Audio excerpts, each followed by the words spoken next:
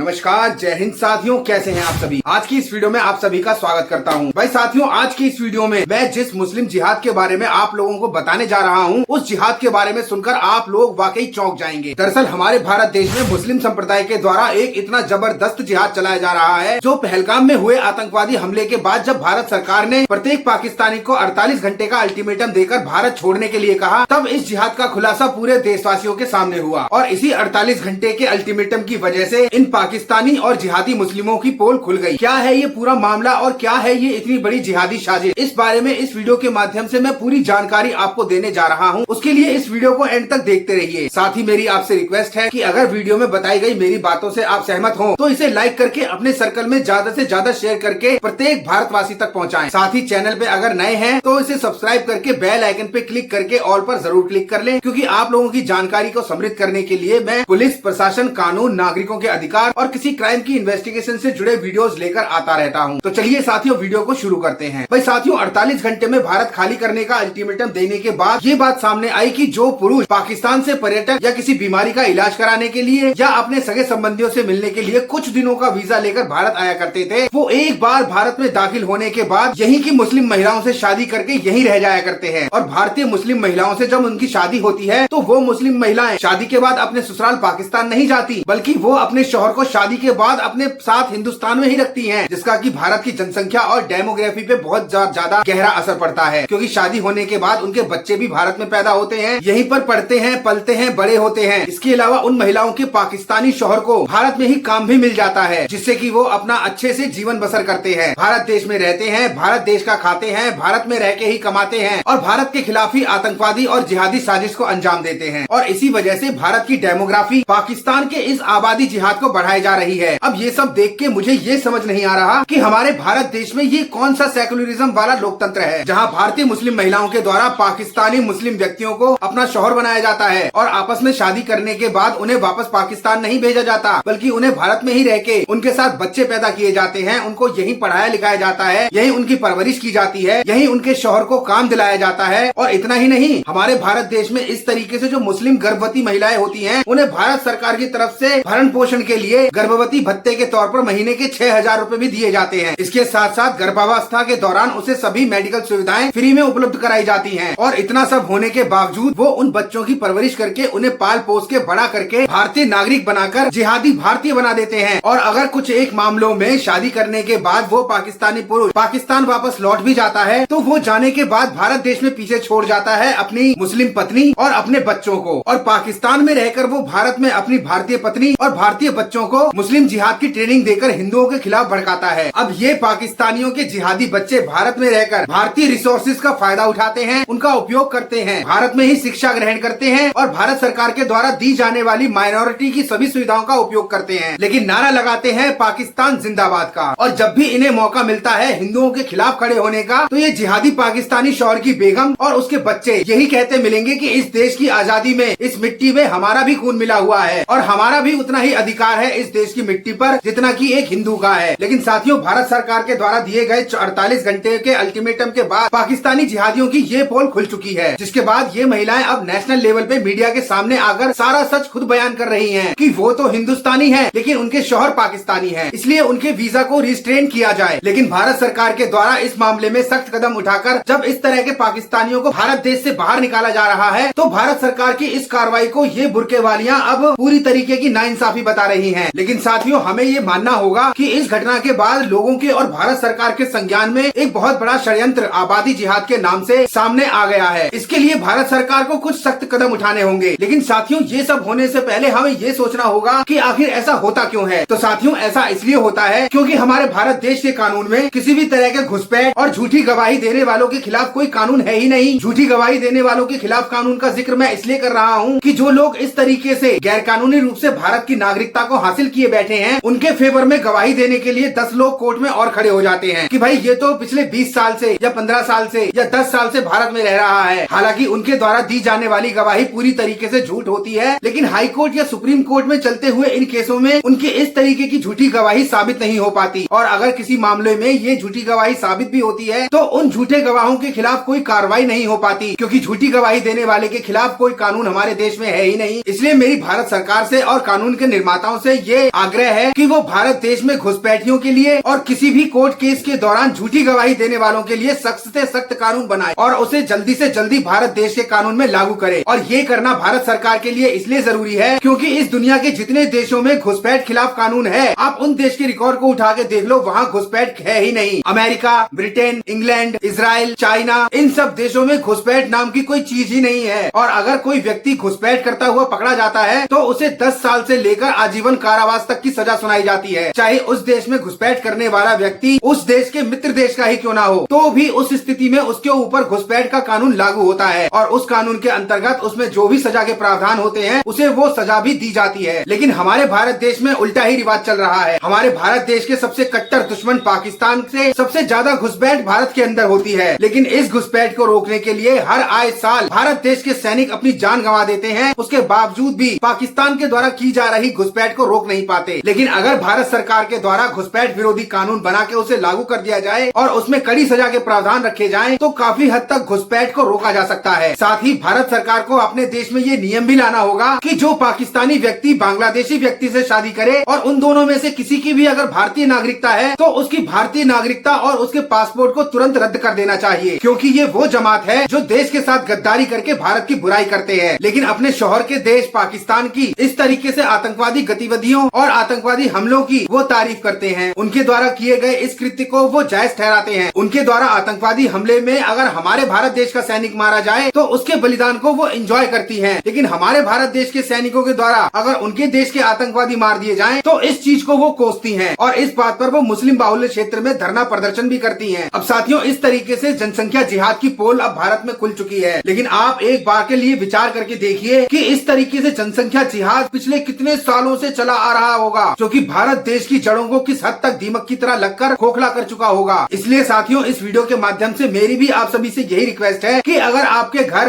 गांव, मोहल्ले, colony, sector, जहां भी आप रहते हो, उसके आसपास अगर आप इस तरीके की कोई नई मुस्लिम आबादी को देखें या किसी नए मुस्लिम व्यक्ति को वहां रहते हुए देखें, तो इसकी खबर आप अपने नजदीकी पुलिस थाने में जरूर करें, क्योंकि हर काम सरकार के द्वारा करना संभव नहीं है। कुछ काम जिम्मेदारी लेते हुए भारत का नागरिक होने के नाते हमें भी करने होंगे, तभी हम अपने इस भारत देश को इनकी जनसंख्या जिहाद की योजना से, इसके षड्यंत्र से मुक्त कर सकते हैं। और यही समय है भारत देश के प्रत्येक देशवासी को सचेत होने का, ताकि दुश्मन देश के ये नापाक मंसूबे बिल्कुल भी कामयाब न होने पाए। अब इस वीडियो के बारे में आपके जो भी विचार हो उसे आप कमेंट सेक्शन में जरूर मेंशन करिएगा। साथ ही वीडियो अगर आपको पसंद आए तो इसे लाइक करके अपने सर्कल में इतना शेयर करें कि ये भारत देश के लगभग प्रत्येक देशवासी तक पहुंच जाए। और अगर आपने अभी तक चैनल को सब्सक्राइब नहीं किया तो इसी तरीके से पुलिस प्रशासन, कानून, नागरिकों के अधिकार और किसी क्राइम की इन्वेस्टिगेशन से जुड़े वीडियोस देखने के लिए हमारे चैनल को सब्सक्राइब करके बेल आइकन पे क्लिक करके ऑल पर जरूर क्लिक कर लें, ताकि हमारे आने वाले वीडियोस के नोटिफिकेशन समय समय पर आप तक पहुंचते रहें। तो मिलते हैं अगली किसी नई कानूनी जानकारी भरे नए विषय पर। तब तक आप सभी खुश रहें, सेफ रहें, स्वस्थ रहें। जय हिंद, वंदे मातरम।